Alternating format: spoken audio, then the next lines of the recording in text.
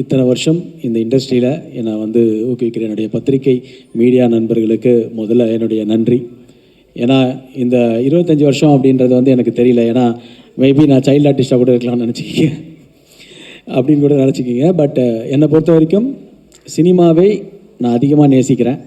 So அதனால தான் பல விஷயங்கள், பல போராட்டங்கள், அதாவது கடந்த ஒரு 4 ஆண்டு காலமாக நான் படாத மன உளைச்சலே இல்லை.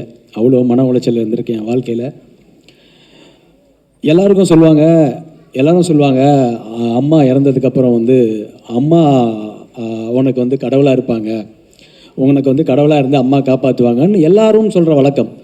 ஆனால் எங்கள் அம்மா இறக்கிறதுக்கு முன்னாடி ஒரு 5 நாள் 6 நாள் முன்னாடி நான் போனாலும் உன்னை கடவுளாக இருந்து காப்பாற்றுவேன்னு சொன்னது தான் எங்கள் அம்மா. அது எங்கள் அம்மாவே சொன்னாங்க. எல்லாரும் அம்மா போனதுக்கப்புறம் சொல்லுவாங்க, ஆனால் எங்கள் அம்மா சொன்னாங்க என்கிட்ட 5 நாளுக்கு முன்னாடி, இறக்கிறதுக்கு முன்னாடி. ஸோ என்னை பொறுத்த வரைக்கும் எங்கள் அம்மாவுடைய ஆசி இன்றைக்கி வந்து அவங்க இங்கே எங்கேயோ இருந்து பார்க்குறாங்க தான் நான் நம்புகிறேன்.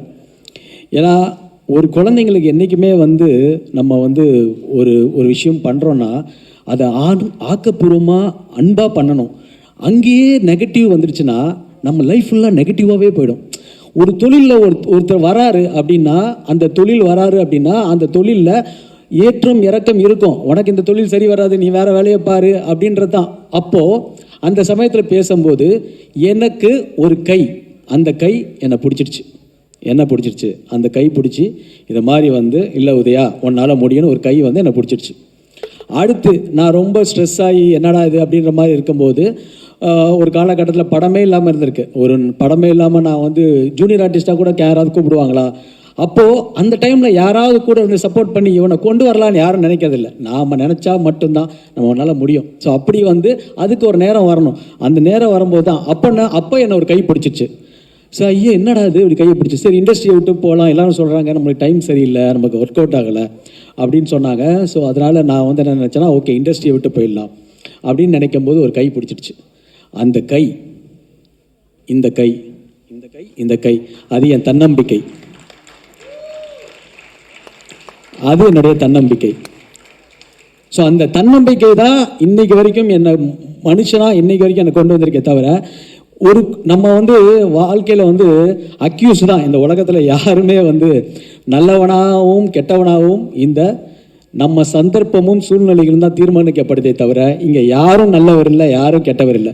அவங்க சந்தர்ப்ப சூழ்நிலை தான் ஒருத்தரை நல்லவனாக்குறதும் ஒருத்தர் கெட்டவனாக்குறதும். ஸோ அதுதான் அப்படின்றது தான் மேட்ரே தவிர, மற்றபடி வந்து என்னை பொறுத்த வரைக்கும் எனக்கு இந்த படம் வந்து மிகப்பெரிய ஒரு படமாக இது அமைஞ்சுது. என்னுடைய ஆர்பி சௌத்ரி சாருக்கும் இந்த நேரத்தில் நான் நன்றியை சொல்லிக்கிறேன். எனக்கு திருநெல்வேலி படம் மூலிமா எங்கள் அப்பாவுக்கும் ஆர்பி சௌத்ரி சாருக்கும் என்னுடைய நன்றி. ஸோ 25 வருஷன்றது வந்து இன்னும் இல்லை. நான் இன்னும் நிறையா விஷயங்கள் போராடுவேன், என்னால் முடியும். உங்களை நீங்கள் நம்பலைன்னா யாருமே உங்களை நம்ப மாட்டாங்க. உங்களை நீங்கள் மட்டும்தான் நம்ப முடியும். அந்த நம்பிக்கை மட்டும்தான் நீங்கள் வச்சிங்கன்னா தான் வாழ்க்கையில் வர முடியுமே தவிர, எத்தனையோ சின்ன பசங்க இருப்பாங்க, எனர்ஜெட்டிக்காக இருப்பாங்க. உங்கள் நம்பிக்கை உங்களுக்கு வந்து யாரும் கொடுக்க வேண்டாம். நீங்கள் உங்கள் மேலே நம்பிக்கை வச்சிங்கன்னா ஒரு நாள் அந்த டே வரும். அதுக்கு நம்ம போராடணும், அதுக்கு வெயிட் பண்ணணும், அதுக்கு பல அவமானங்களை சந்திக்கணும், பல அசிங்கங்களை சந்திக்கணும். கூட இருக்கும்போதே நம்மளுக்கு பிரச்சனை. இந்த வாழ்க்கையில் பணம் ரொம்ப முக்கியம், பணத்தையும் சம்பாதிக்கணும். அந்த பணமும் எல்லாம் வரும்போது உங்களுக்கு உண்டான மரியாதையும் விஷயங்களும் வரும். ஆனால் அதை மீறி கொஞ்சம் அன்பு இருக்காங்களே, என்னதான் பணம் இருந்தாலும் நல்லவங்கன்னு இப்போ சில பேர் இருப்பாங்கல்ல, அந்த அன்பு ரொம்ப 1000 பேர் வேணாம், 50,000 பேர் வேணாம். அப்படி இருக்க சூழ்நிலையில் இனிமே எனக்கு திரையுலக வாழ்க்கையே இல்லைன்ற ஒரு சமயத்தில் ஒரு நண்பர் ஸ்ரீலங்காவிலேருந்து வந்த நண்பர் சூர்யா அவர்கள், தயவு செஞ்சு சார், ஏன்னா இது ஆரம்பம், இவர் தான் எனக்கு ஆரம்பம், இவர் தான் இந்த படத்துடைய ஆரம்பம். இது இந்த யாருக்குமே தெரியாத ஒரு விஷயம். இவர் ப்ரொடியூசர்ன்ற பேரில் இல்லை, ப்ரொடியூசர்ன்ற பேரில் இவர் பேர் வராது. ஸோ அப்போ அவர் சொல்கிறாரு, உதயா நீங்கள் ஜெயிக்கணும்னு நினைக்கிறீங்க, நான் உங்களுக்கு சப்போர்ட் பண்ணுறேன். யார் சார் வருவா? நல்லா இருக்கும் போது இது இருக்கும்போது இவனுக்கு சரியில்லை, இவனுக்கு டைம் சரியில்லை, இவனுக்கு அது சரியில்லை, அவனுக்கு சரியில்லை, இதே தான் சொல்கிறாங்களே தவிர எனர்ஜிக்காக ஏதாவது சொன்னாங்கன்னா அப்போது நம்மளுக்கு ரொம்ப சந்தோஷமாக இருக்கும். ஸோ எனக்கு கொடுத்த சூர்யா சார், நீங்கள் ஸ்ரீலங்கா அவர் பெட்ரோலியம் சார் ப்ளீஸ் நீங்கள் எல்லாரையும் உங்கள் support, Senthil sir and Sridhar bro, ஆரம்ப புள்ளி அவங்க தான் இந்த படத்துக்கு. அதுக்கப்புறம் இதுக்கு முன்னாடி என்னுடைய மிகப்பெரிய பலமாக இருந்தது வந்து என்னுடைய தயாரிப்பாளர் பன்னீர்செல்வம். ஏன்னா எப்பயுமே வந்து அவர் ஒரு எனர்ஜி கொடுப்பாரு. என்னன்னா அவர் சொல்லும் போது இது மாதிரி இல்லை ப்ரோ, நம்ம பண்ணுறோம் ப்ரோ. அவருடைய நல்ல மனசு, அவர் ரொம்ப நல்ல மனிதர். ஸோ அவர் வந்து இந்த படத்தில் எனக்கு துணையாக இருந்தார். அது மட்டும் இல்லாமல் நான் அடிக்கடி பாபா கோயிலுக்கு போவேன். மயிலாப்பூர் பாபா கோயிலுக்கு போகும்போது அந்த பாபா கோயில் பக்கத்தில் எனக்கு ஒரு ப்ரொடியூசர் கிடைப்பாருன்னு நான் கனவுல கூட நினைக்கல. அவர் தான் தங்கவேலு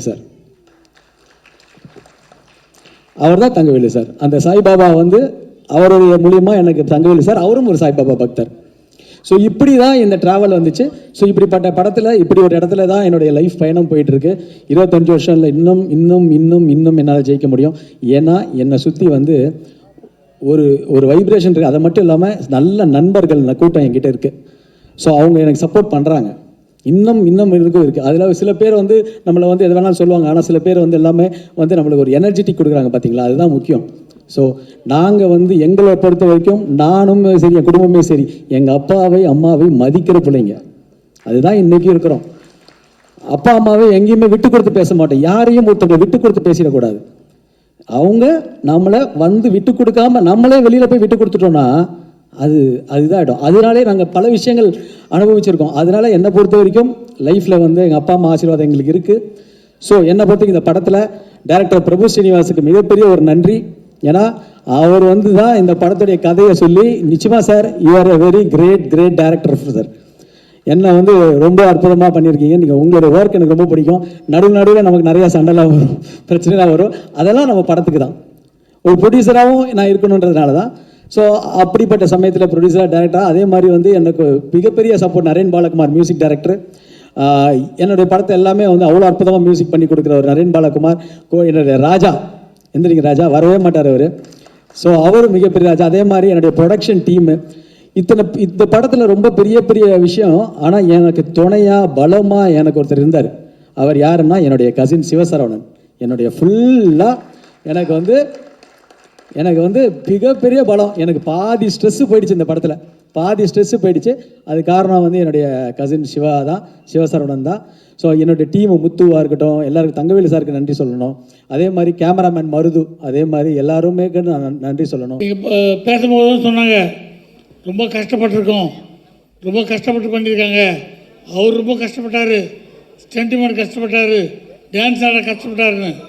ஒரு பழமொழி, கஷ்டப்பட்ட அனைவரும் வெற்றி பெற்றதில்லை, வெற்றி பெற்ற அனைவரும் கஷ்டப்பட்டவர்கள். அந்த வகையில் கஷ்டப்பட்டிருக்கீங்க, நிச்சயம் வெற்றி பெறுவீங்க. இது கஷ்டப்படுறதுலேயே ஒரு நியாயம் இல்லை. எதுக்காக கஷ்டப்படுறேன்னு, ஒரு பூட்டை உடைக்கிறதுக்கு கூட கஷ்டப்படலாம், பேங்க்கை லாக்கரை உடைக்கிறதுக்கு கூட கஷ்டப்படலாம், அது கஷ்டம் இல்லை. சின்சியராக தொழிலில் கஷ்டப்பட்டோம்னா நிச்சயமாக வெற்றி பெறலாம். இந்த விழாவுக்கு நான் மெயினாக வந்ததுக்கு காரணம் நம்ம பன்னீர் சார். அவர் எனக்கு ஒரு 3-4 வருஷமாக பழக்கம், நண்பர்கள் நல்ல பழக்கம். எல்லாரும் விட கூர்த்தவரை கவனிப்பேன். எந்த நல்லது கெட்டதாலும் முதல் ஆளாக வந்து நிற்கிறாரு. நான் பார்க்குறேன், ஒரு நிறைய நல்ல விஷயத்துக்கு வந்து நிற்கிறாரு. எல்லாத்த விட துக்ககரமான விஷயமா இருந்தால் முதல்ல அங்கே நிற்கிறாரு. எனக்கு தெரிஞ்ச ஒரு சினிமாக்காரர் தான், ஒரு சினிமாக்காரர். அவருக்கும் தெரியும், அவர் மறைச்சிட்டார், அவர் தவறிட்டார். அன்றைக்கி போனோம், மாலெல்லாம் வச்சோம், வந்துட்டோம். அடுத்த நாளும் பன்னீர் அங்கே போயிருக்காரு.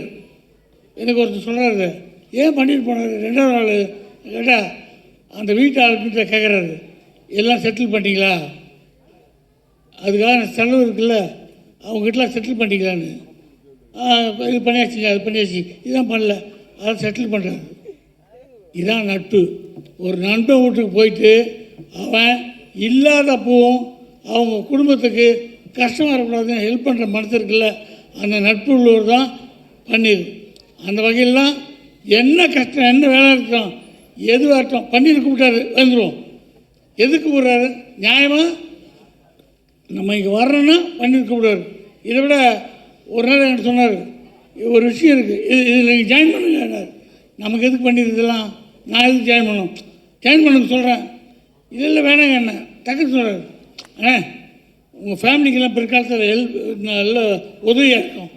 அது என் ஃபேமிலிக்கு பிற்காலத்தில் உதவியாக இருக்குமா, என்னது, ஆமாண்ணே நீங்கள் பாருங்கள் ஃபியூச்சரில் நல்லாயிருக்கும். அதுக்கப்புறம் யோசித்து பார்த்தேன், இவ்வளோ வளர்ந்த பாண்டியராஜனுக்கு ஒரு ஆள் நண்பர் சொல்கிறாரு, உங்களுக்கு உங்கள் ஃபேமிலிக்கு பிற்காலத்தில் இந்த விஷயம் ஹெல்ப்பாக இருக்கும், இதில் நீங்கள் சேருங்கன்னு சொன்ன ஒரு உண்மையான நண்பர் யாருன்னா பண்ணிடு. அதுக்காக தான் இங்கே வந்தேன். இந்த விழா அற்புதமாக இருந்துச்சு. எல்லாத்த விட கதாநாயகன் அவங்க அப்பா என்னை வச்சு படம் எடுத்தார். இன்றைக்கி பையன் என்ன அளவுக்கு வாழ்ந்துருக்காருன்னா, உதவி வந்து அடிப்பட்டு தங்க மாதிரி சமட்டில் அடி வாங்கி இப்போது ரொம்ப ஸ்ட்ராங் ஆகிட்டாப்புல. இப்போது எந்த விஷயம் இருந்தாலும் டக்குன்னு செய்ய மாட்டாப்புல, யோசித்து செய்யலாமா வேணாமா பார்த்து செய்கிற அளவுக்கு பக்குவப்பட்டாப்புல. நல்ல டீம் செட் பண்ணிருக்காப்புல. இந்த இன்விடேஷன் சொன்னாங்க அக்யூஸ்டுன்னு, எங்கள் வீட்டுக்கு ஒன்று கொடுத்தாரு. அக்யூஸ்டுன்னு நம்மளுக்கு கொடுத்தாங்களா? நான் வரலங்கன்னு பார்த்தா பத்திரிக்கை, அந்த பத்திரிக்கையை ஒரு அக்யூஸ்டா மாதிரி இருந்துச்சு. மெனக்கெட்டுருக்காங்க. அது எங்கே பேர் போடணும், எங்கே டேட் போடணும், எங்கே அது டெக்னீஷியன் பேர் போடணும், மெனக்கெட்டுருக்காங்க. இந்த மெனக்கெட்டில் இருந்தாவே வெற்றியின் அறிகுறி. எல்லாம் தானே நடக்கும், பார்த்துக்கலாம், அப்படி கிடையாது. மெனக்கெடணும். இந்த விழா வெற்றி அடைய எவ்வளோ விஷயம் பார்த்துருக்கீங்க. மெனக்கட்டிங்கன்னா வெற்றி நிச்சயம். டைரக்டரு அவர் இருக்கிற ஷேப்புக்கு எனக்கு தெரியுமான்னு தெரில. அவர் சொன்னார், லண்டனில் உங்களுக்கு வேலை பார்த்துருக்கேன்னு ஆடி போயிட்டேன். கொஞ்சம் விட்டா ஒரு ஃபுல் படத்தையும் சொல்கிறார் பொழுது, சென்சார்லேருந்து ஆரம்பித்து கிளைமேக்ஸ் சொல்கிறார் பொழுது ஏற்கம்ல அப்படி தான் இருக்கணும் டைரக்டரு. தூக்கத்தில் எழுப்பிட்டா கூட கதை சொல்லணும். இவர் தூங்கின சொல்கிற கதை தரவாக இருக்கார்.